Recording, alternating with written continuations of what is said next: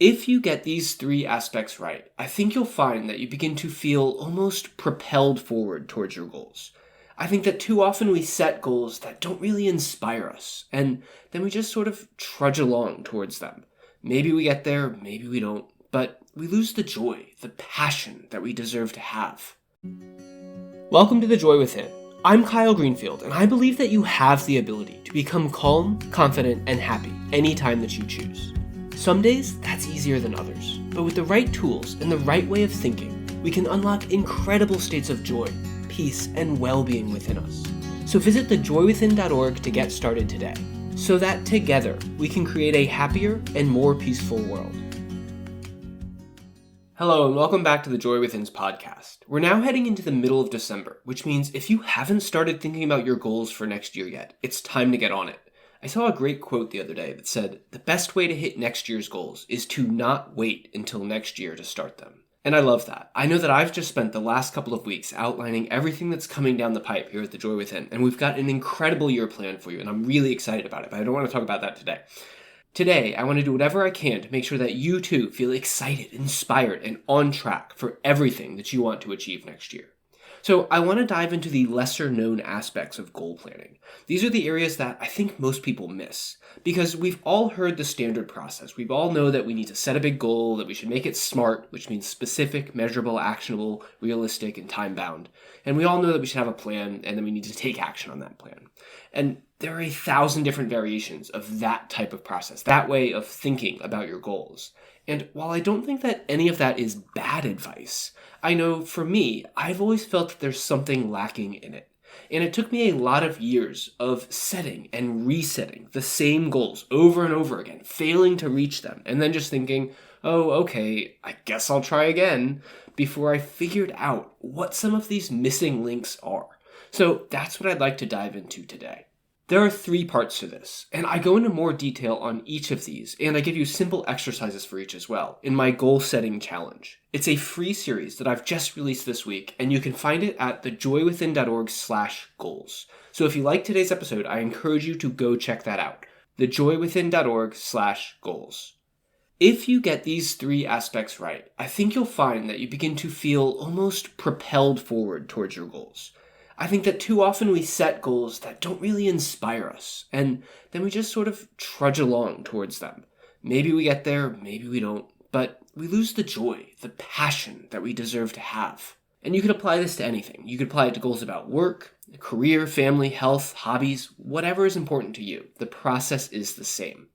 It begins with clarity, but by that I don't just mean writing out something specific. I think that too often we allow our logical minds to dictate our goals to us. We choose goals that we think sound good. We think we should have them.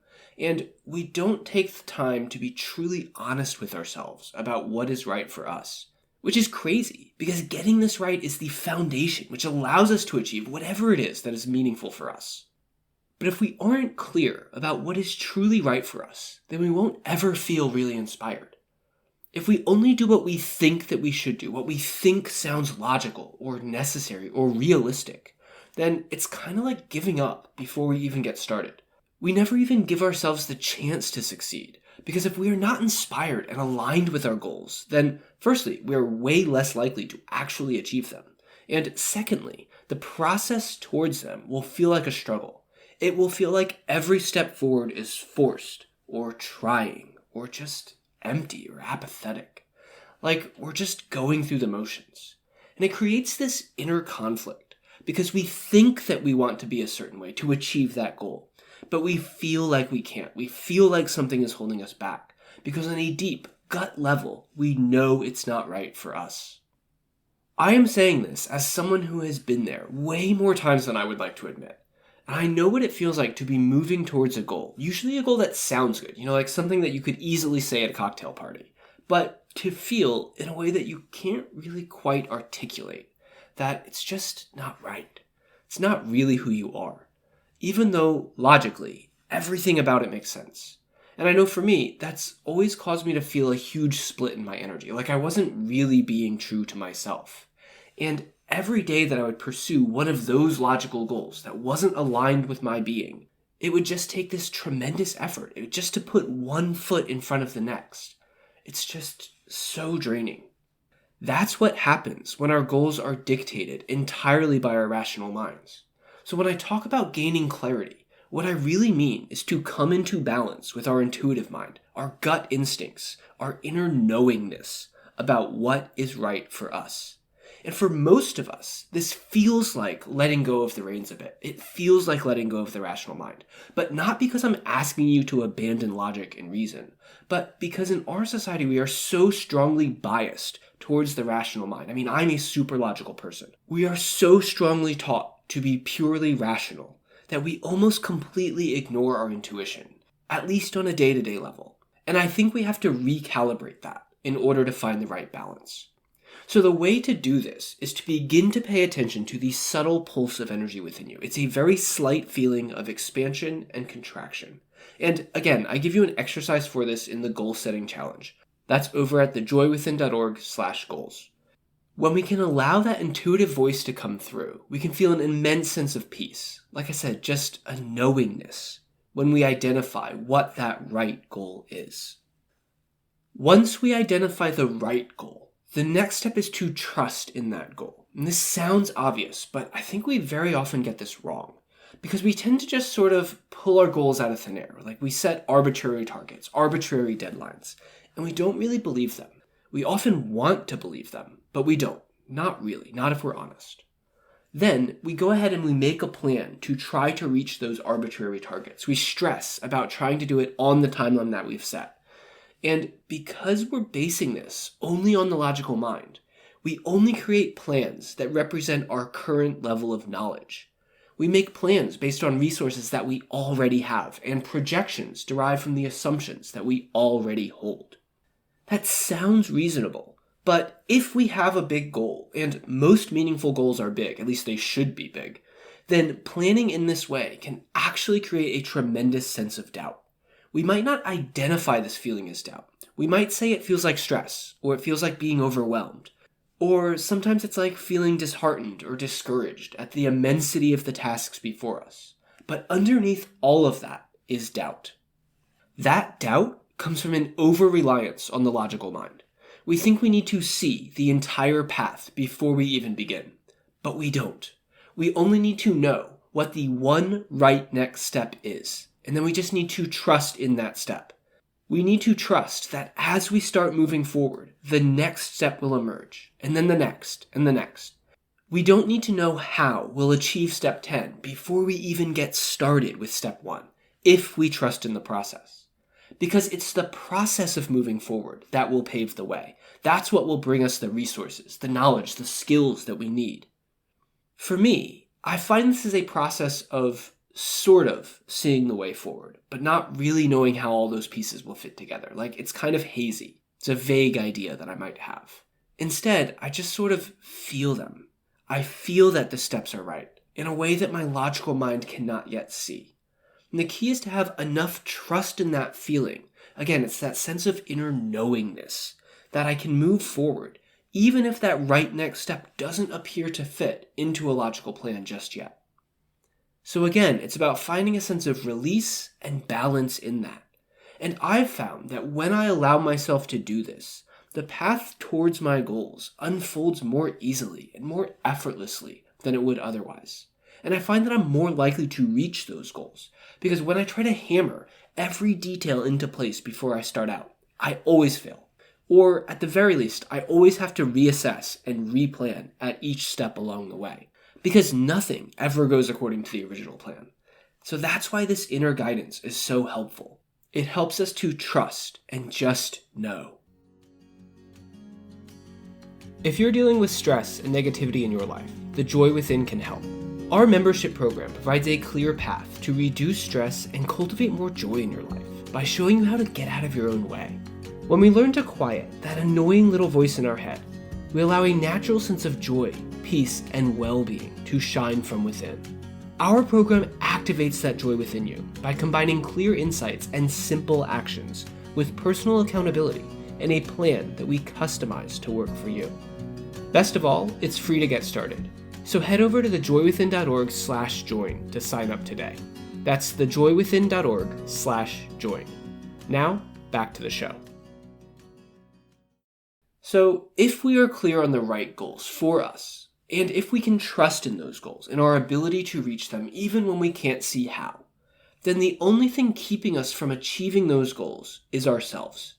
And as we move forward, we are going to face challenges. But the real obstacles aren't the events or the circumstances that come up in the world around us.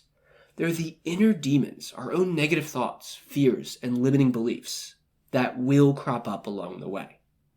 I believe that we will always come up against these demons anytime that we go after something that is important to us.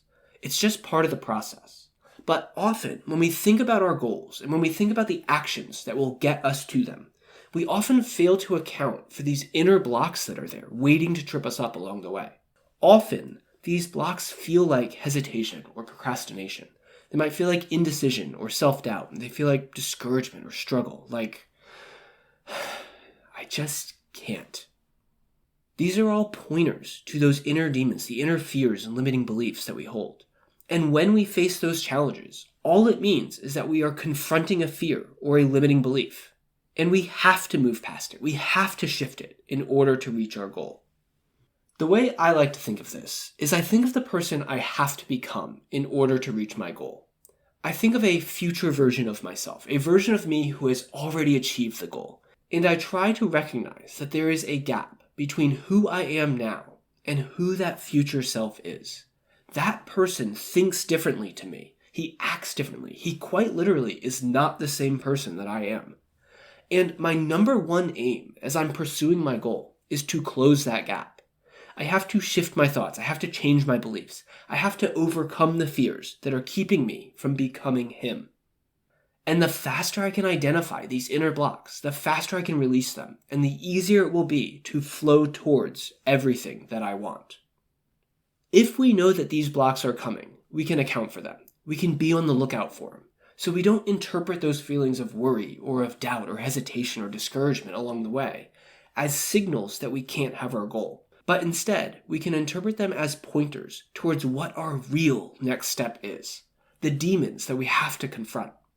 This is hard because we often can't see these demons within ourselves. We can't see our own blocks. And that's why it really helps to work with a coach or a trusted friend or a partner who can help you work through these. If you'd like, I can help you with this. Along with the goal setting challenge this week, I'm offering a handful of free one-on-one planning sessions. We'll work together to take everything I've just talked about today and make it work for you. We'll clarify the right goals. We'll help you to trust in the right path forward. And we will identify where these hidden blocks might be so you can move past them and rush forward towards your goals. It really is a remarkable process. Our goals feel exhilarating when we get these points right. So head over to thejoywithin.org/goals and take the goal setting challenge. Watch the 3 trainings with the exercises to help you with this, and then sign up for your free one-on-one call so we can make sure that you get this right. Because I believe in you. I believe you deserve to be, do, and have anything that you choose. And I want 2025 to be the year that you finally break through, finally feel inspired and enlivened every single day. I want you to feel propelled merrily forward to the life that you deserve to live in a way that feels authentic for you. I hope you've enjoyed today's episode. Thank you so much for your time, and know that I love you and I appreciate you wherever you are. And if you know someone who needs to hear this today, please share. We all deserve to feel inspired and excited every single day. And I think the more that we can tap into those feelings, the more we don't just improve our own lives, but the lives of everyone around us as well. So don't forget to head over to thejoywithin.org/goals and take the goal setting challenge. Like I said, it's free, so you have no excuses. This is 100% on you. Your goals are within your control. That's it for today, and I'll see you next time. Thanks for listening to The Joy Within. If you've enjoyed this podcast, please do what you can to spread the word. I believe that we all deserve to feel calm, confident, and happy literally every single day. But with everything that's going on in the world, we need to work together to remind ourselves of that in as many little ways as we can. So please, pass this along to the people you care about. Email a friend, share it on social, do whatever feels right for you, so that hopefully, together, we can create a little more peace in our crazy modern world.